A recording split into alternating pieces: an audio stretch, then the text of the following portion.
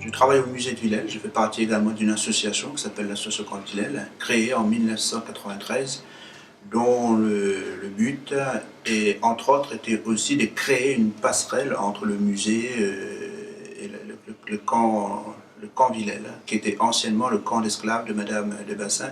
Démocratiser un petit peu, faire comprendre aux gens que le musée, ça fait partie de notre patrimoine, mais qu'ils sont libres en quelque sorte de venir ici profiter de ces lieux.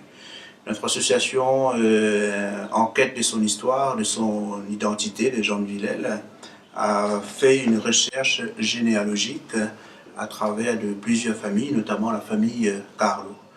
Et il faut savoir qu'en 1848, à l'abolition de l'esclavage, c'est les nouveaux libres qui avaient seulement un prénom en tant qu'esclaves vont recevoir un patronyme. Et on a retrouvé le patronyme Carlo sur la liste des esclaves affranchis en 1848.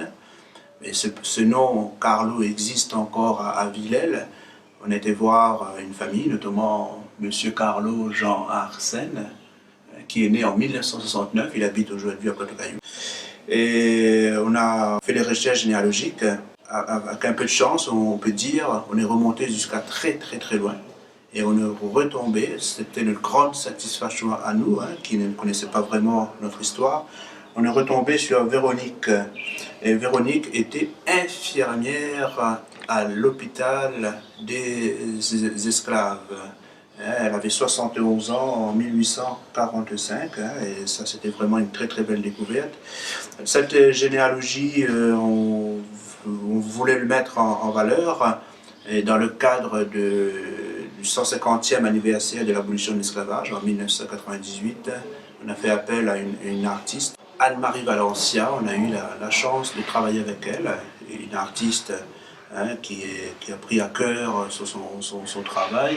Et elle résidait pas très loin, à côté de l'église de Saint-Géléo. Et à l'occasion aussi, on a profité pour qu'il puisse faire aussi le portrait de Arsène Carlo. On lui a remis à Arsène un portrait en guide de collaboration, de souvenirs. Anne-Marie Valencia a fait cette œuvre, et l'idée aussi, quand on regarde cette œuvre, de voir que c'est sombre ici, c'est vraiment sombre, ça nous porte cette période de l'obscurité, de l'esclavage, etc. Une époque très difficile. Et plus on monte, plus on part vers la lumière.